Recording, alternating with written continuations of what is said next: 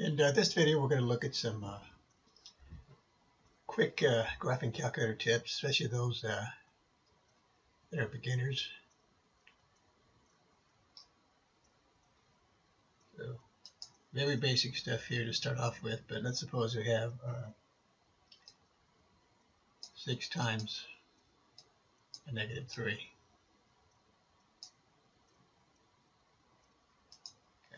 On your calculator, you go 6 times. Now here you have to be careful. Put a minus 6 there. Minus 3 rather. And I get an error. Syntax error. So again, the problem here is that again in the calculator you have two minus signs. So one here in parentheses and the one over here. This one up here is a subtraction, and this one is the negative that applies, in this case, with negative 3. So to work this problem, I'd have to go 6 times, and I have to pick this one, negative 3. Get the answer, negative 18. Now I can use something like 8 subtract. Now I use the other negative 9. I get a negative 1. Okay, so you have to be able to tell the difference between whether you have a subtraction or whether you have just a plain negative number. We use this one for a subtraction. Another basic thing that some overlook is this symbol right here, log. That's the log. ln, that's the log. But this one over here is the log to base 10. log is base 10 and ln is base e. So if you want to compute the log of 100. Now you don't need a calculator for this one, but I'll go ahead and do it on the calculator. The base is 10 here. It's understood to be 10. You don't put it in unless it's some other base. Okay, if it's 10, it's understood. So in this case, the answer to this one should be 2, because 10 to the second is 100. So this should be 2. But if we do it on the calculator, put in 100, we get 2. Okay, if I hit log of, say, 54, in this case, to get the answer, I do need a calculator. I can't get an exact answer, so I hit enter, and I get this value. You can round it off accordingly, but this is the log of 54 to base 10. Now if I hit the ln key and enter a number, say 45,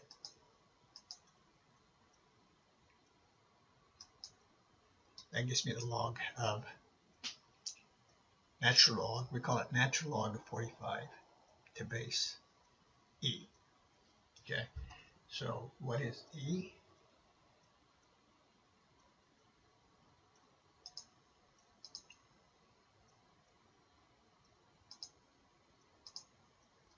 E is a number that's approximately equal to 2.71 and so on. Okay, that's what e represents. That's the value of the exponential e. So if I say, what is the natural log of e, or e to the first, that should be 1, because the base here is e, and e to the 1, of course, is e. So if I hit enter, I get 1.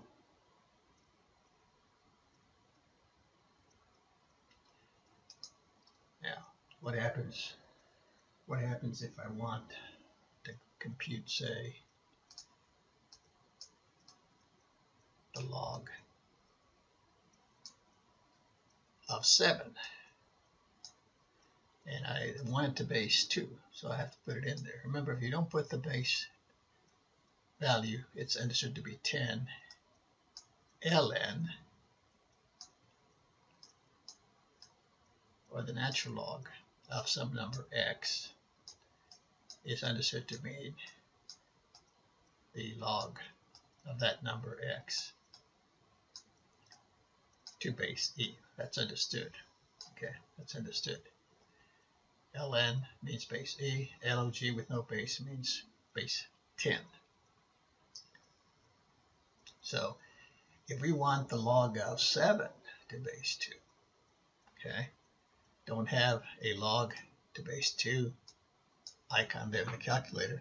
So in this one, I would have to say, I can compute it by saying this is going to be the log of 7 over the log of 2. And here it's base 10. So if you have the log of some number to some other base, you can compute the log by computing the log of whatever the number is to base 10 over the log of whatever this base is to base 10, okay, using the base 10 log, or you can use ln. So the log of 7 to base 2 can also be computed by just taking the natural log of 7 over the natural log of 2. Okay.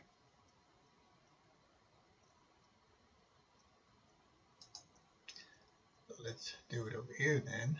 Okay, so I want the log of 7 to base 2, so let's say it's the log then of 7 parentheses divide by log to base 10 of the base, which is 2 parentheses, and I get 2.807, so on, round it off accordingly. Now if I use the natural log, I have ln of 7, close it, divide by natural log. Remember here it's base e, 2, close parentheses, hit enter, and I get the same value. Okay, so what we're saying here, these are little shortcuts. And if you want to compute the log of some number to some other base other than 10 or e, obviously you have log to compute the log to base 10, ln with a natural log function to compute the log to base e. But if it's some other base, you can do it this way. You use the log function to base 10 or the log function to base e. Okay. Clear these.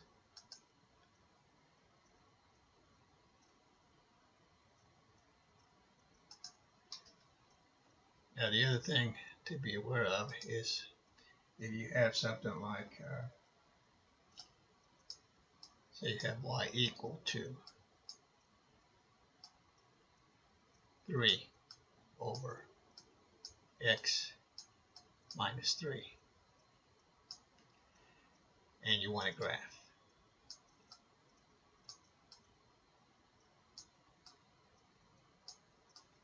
I'm going to graph this function here, y equal to 3 over x minus 3. And we go to the calculator here, and here of course here I'm using a TI-84 Plus Silver Edition calculator, graphing calculator. So hit this icon right here,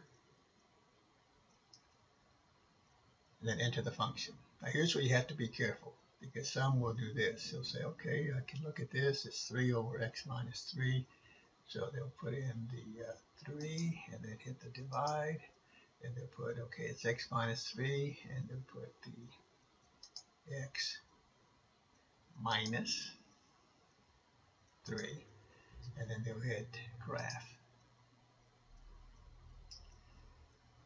And that's not the graph of this, okay? Because you see this as 3 over x minus 3. You see this x minus 3 is completely under the parentheses, okay? So this is really, or this x minus 3 is right under the bar, so it's in the denominator. The whole thing is. So when you enter it into the calculator,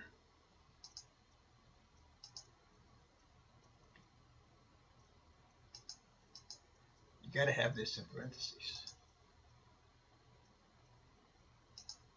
So that should be x minus 3. And you got to have it in parentheses. Okay.